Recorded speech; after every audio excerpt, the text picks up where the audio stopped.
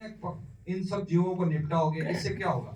हमारा बड़दों से खेती होती थी, उसके बाद ट्रैक्टर आया 15 हॉर्स पावर का, 30 हॉर्स पावर का, 35 का, 55 का, अभी 90 की तैयारी चल रही। आप 90 हॉर्स पावर तैयारी चल रही, मैं ये कह रहा हूँ क्या आगे जाके कोई हम जेसीबी के पीछे सीड ड्रिल लगाएंगे?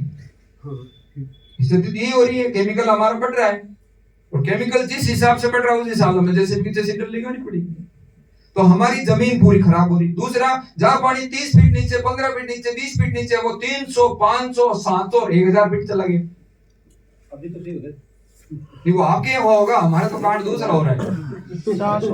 स्थितियां सब जगह अलग अलग हो रही है। मेरे कहने का भाव क्या है, जितना ज्यादा जेट डालोगे उतना ही जल आपको ज्यादा जमीन में लगेगा। पेड़ों की मांग, जल, जमीन की जल मांग है वो बढ़ेगी। तीसरी बात, आपको मूल जो समझनी है, आप यदि बाजार का बीज लेकर आओगे तो बाजार से आपको खाद भी लेकर डालना पड़ेगा, घर में पड़ी हुई चीजों से उसका पूर्ति नहीं होगी। और सबसे महत्वपूर्ण बात है, एक रूंगड़ा पैदा होगा जमीन पर तो 17 से 20 प्रकार की चीजें तो जमीन से लेगा ही लेगा, उसको कोई नहीं रोक सकता, क्योंकि वो उसकी चाल का पार्ट है। अब जमीन से लिए कितने? 15 से 20। दिए कितने? 2। कौन कौन से? यूरिया और डीएपी मिला क्या? नाइट्रोजन और फास्फोरस। बाकी 20 की बात करें, 18 का क्या होगा? 18 तो कम ही रहेंगे ना। अपने घर में बकारी है, कोठी है, उस कोठी के अंदर एक तरफ ऊपर से माल डालते हो, एक तरफ से निकालते हो। अब आपने क्या करा, शादी आ गई, नीचे निकाल लिया, घर में कोई मौत हो गई, निकाल लिया, ऊपर डालने का काम नहीं, कोठी खाली रहेगी, भरी रहेगी? बोलो साहब, खाली। और खाली रहेगी तो क्या करना पड़ेगा? फिर दूसरी बार बाजार से लाना पड़ेगा, कोठी तो खाली। धरती में आपके बार बार आप निकालते जा रहे हो, डालने के नाम पर कुछ नहीं टन होगा, तो क्या होगा? धरती भी धीरे धीरे खाली हो जाएगी, और फिर खाली होगी तो क्या होगा? कई तरह के नाटक सामने आएगा। इसमें देखो, आपको एक बहुत महत्वपूर्ण बात बता रहा हूं, जितना ज्यादा आप यूरिया जमीन में डालोगे, जितना डीएपी ज्यादा डालोगे, उसमें दोनों में नाइट्रोजन है, जितनी नाइट्रोजन ज्यादा होगी उतनी फसल आपकी गहरी हरी होगी, एकदम चक, आप लगेगा एकदम काली पड़ रही फसल। तो आप बहुत राजी होते हो, लेकिन मुद्दा इसमें गड़बड़ है। यूरिया का काम है आपकी फसल को ज्यादा हरा करना, ज्यादा रस को बढ़ाना, लेकिन एक बात है कि ये जो मेरे हाथ में कटोरी, इसके अंदर 100 ग्राम रस आ सकता है, आपने 150 डाल दिया तो बात पीछे कहां जाएगा? गिरेगा। गिरेगा, और गिरेगा तो फिर कीड़ियां तो आएगी, वहां चींटियां तो लगेगी। ये प्रकृति का अपना नियम है। आपके खेत में, आपकी फसल में एक स्तर से ज्यादा रस होगा तो रस चूसक कीट लगेंगे। एक वैज्ञानिक होने के नाते बात बता रहा हूं, हवाई फायर नहीं कर रहा हूं। अब जैसे ही आपके खेत में ज्यादा रस चूसक कीट लगेंगे, आप क्या लेके दौड़ोगे साहब? कीटनाशक लाओगे कि नहीं लाओगे? आप केमिकल लाओगे पक्का, क्योंकि आपके खेत में कीड़े आ गए। अब आप केमिकल लेकर आओगे तो यहाँ एक बात समझने की है कि आपके खेत में तो कीड़े लग रहे हैं इसलिए आप केमिकल लेके आ रहे हो, लेकिन भाई अपने जंगलों में, अपने माड़ में, अपने खेतों में, अपने गोचर में, अपने चारागाह में, वहां पर भी तो कोई फसल है, वहां पर भी तो कोई रूंगड़े हैं, वहां पे तो कोई चारा हो रहा है, कीड़े वहां पर भी तो लगते होंगे। वहां कौन टंकिया लेकर जा रहे हैं? कोई लेके जाता है क्या? बताओ। प्रकृति का खेल है वहां, प्रकृति का खेल है। प्रकृति क्या खेल करते हैं वहां पे? जितने भी नुकसान करने वाले कीड़े, उनको खाने वाले कीड़े भी हैं जो उनको निपटा देते हैं, काम बराबर हो जाता है। गलत कह रहा हूँ? और यदि ये नहीं होता तब तक जंगल खत्म हो जाने चाहिए, रूंगड़े देख नजर आना ही नहीं चाहिए, खाली काश्तकारों के ही होना चाहिए, बाकी तो वहां सब बनाट कुछ भी नहीं, खाली होना चाहिए। लेकिन वहां पूरा भगवान का पूरा सिस्टम बना हुआ है कि जितने अपने फसल को खाने वाले कीड़े, उनसे 100 गुना खाने वाले कीड़े वहां उस जगह पर उपलब्ध है। लेकिन अब आपने यहाँ टंकी लटका दी, अब आपने यहाँ स्प्रे कर दिया, तो क्या होगा? दोनों मरेंगे, केवल एक ही मरेगा? दोनों मरेंगे। अब दोनों मर गए तो आपने क्या कर दिया? यदि आपने एक बार एक खेत में स्प्रे करके एक बार आपके खेत के लाभकारी कीड़ों को मार दिया, अगले 50 साल तक आपको स्प्रे करते रहना, क्योंकि अब आपके हाथ में कुछ भी नहीं बचा, एबिट हो जाएगी। है ही नहीं ना। जो आपका मेन, जो आपका सिक्योरिटी गार्ड, उसको आपने निपटा दिया तो घर में बैठे रहो ना, कौन दिक्कत है? भले 20 दिन बैठे रहो, क्या दिक्कत?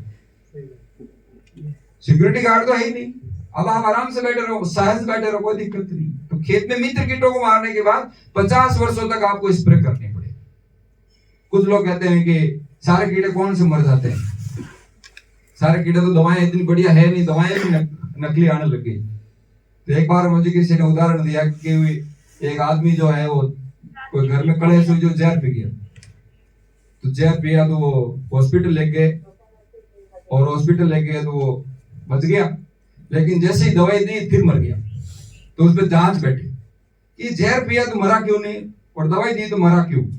तो जांच में निकल के आया कि जहर तो था नकली, तो इसलिए बच गया, मिलावट थी। लेकिन जो दवाई उसको डॉक्टर ने दी उसमें मिलावट थी तो और गिर गया। खराब हो गया। तो मेरे कहने का मतलब जिस स्प्रे को आप करोगे हो सकता है उससे कीड़े बच जाएंगे, लेकिन बच जाएगा तो जिस कीड़े को जो कीड़ा खाने वाला होगा उसके शरीर में तो वो जहर पहले से पड़ा है, उसको खा के मर जाएगा।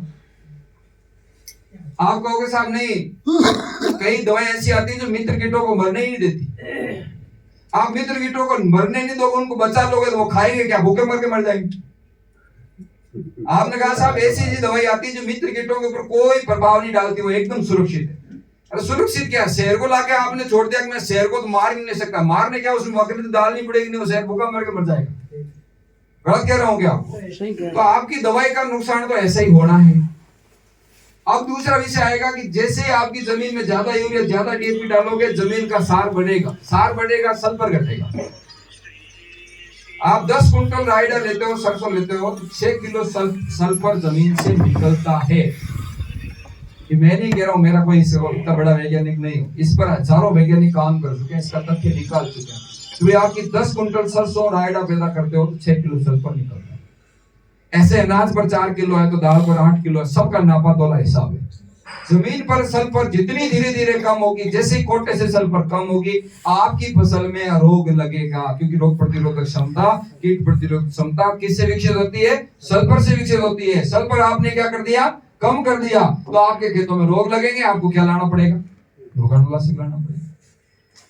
आपकी जमीन फाटे की जैसी होती जा रही है, आप 15 हॉर्सपावर से 55 हॉर्सपावर पे आ गए, आप खेतों की जुताई एक की जगह 4-4 करोगे। जो बीज नीचे 1000 साल पहले, 2000 साल पहले, 5000 साल पहले नीचे सोया पड़ा था, उसको आपने लाके कहां पटक दिया?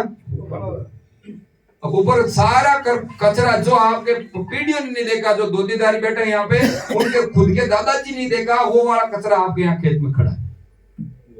अब ऐसा कचरा खड़ा है, जैसे ही ज्यादा कचरा होगा तो काश्तकार को क्या याद आएगी? बताओ साहब, कौन सी? कीटनाशक नहीं, खरपतवार नाशक। वो खरपतवार नाशक याद आएगी, वो खरपतवार नाशक उसमें फूंक देगा। और हिंदुस्तान की अधिकतम खरपतवार नाशी इसका पीएच खुद का ही ज्यादा होता है, तो मिट्टी का पीएच और बढ़ाएगी, और कांड करेगी, और नुकसान होगा। तो कुल मिला के क्या होगा? ये नाश हमारी धरती का भी होगा, हमारा भी होगा, आने वाली पीढ़ियों का भी होगा। तो फसलों के साथ साथ नस्लों का भी क्या हो जाएगा? सफाई। और हम कर रहे हैं।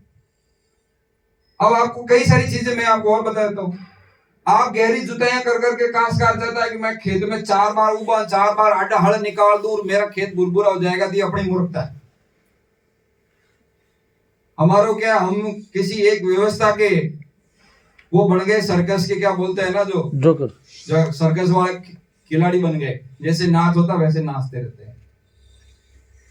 आपने जो ब्लेड्स आए उन्होंने शायद देखा नहीं होगा, हम बड़ी प्रामाणिकता से कह रहे हैं कि खेत को ट्रैक्टर नहीं चाहिए, खेत को बीज चाहिए। आप जमीन के ऊपर यदि बीज डाल दो बीज उगेगा, जंगलों में भी तो उग रहा है, वहां कौन सा ट्रैक्टर जा रहा है? हम उस खेत में गहरी जुताई करना क्यों चाहते हैं ये पता नहीं, लेकिन जितनी आप गहरी जुताई करोगे जितना ज्यादा रोग लगेगा, ज्यादा कीड़े लगेंगे, ज्यादा कचरा उगेगा। अब ये बात अपने हजम नहीं होती, कईयों को हजम नहीं होगी, यार ये कोई बात हुई। पर हमने करके देखा कि भाई आप जुताई को एक बार छोड़ो, तो इसके लिए आप अपना मन बनाओ कि भाई मैं 1-2 बीघे में ये करके देखूं कि मैं कम जुताई करूं, सीधी बिजाई करके मैं देखूं, आपको रिजल्ट मिलेगा। आपको 2-3 साल में जिस खेत में आपने जुताई करी उसकी मिट्टी बुरबुरी है, उसमें बाल्टी भर के पानी ढोलो तो उसके साथ गार लेके जाएगी, गार जाएगी तो साथ में वो लेके जाएगी ना, कि केवल गार जाएगी? बताओ भाई, साथ लेके जाएगी, निश्चित तौर पर लेके जाएगी। तो अपनी जमीन में जिस ताकत को अपने पीढ़ियों से बना, 1 आंगल मिट्टी, कितनी साहब? 1 आंगल मिट्टी को बढ़ने के लिए 1000 साल लगता है। और एक आदमी चाहे मैं चाहे आप मरने के बाद 1.5 किलो माटी बढ़ाएंगे। कितनी? 1.5 किलो। कब बनेगी 1.5 किलो? जब मेरी देह 100 किलो होगी, मेरा वजन 85 किलो, तो 1.5 किलो माटी मैं नहीं बना पाऊंगा।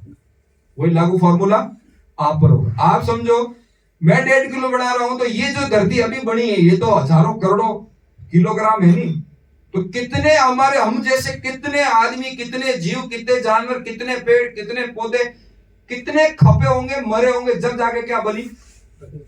क्या बनी साहब? मिट्टी।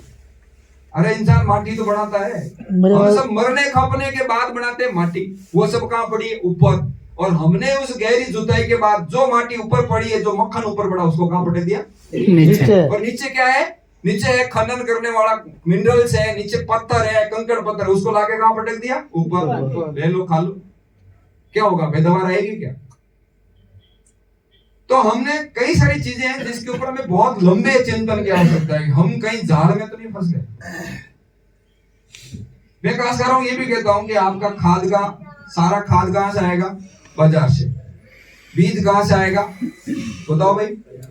दवाएं कहां से आएगी? बाजार से। आपका ट्रैक्टर कहां से आएगा? बाजार से। और आप महिंद्रा ट्रैक्टर लेके आए हो, तो महिंद्रा ट्रैक्टर के अंदर कोई खराबी हो गई तो कोई मजा लेके कि आप खड़े खड़े उसको ठीक कर दोगे? कहाँ ले जाना पड़ेगा उसको? मिस्त्री के पास। वो मिस्त्री कहाँ? बाजार में है कि कहाँ? खेत के कोने में बैठा है। बाजार।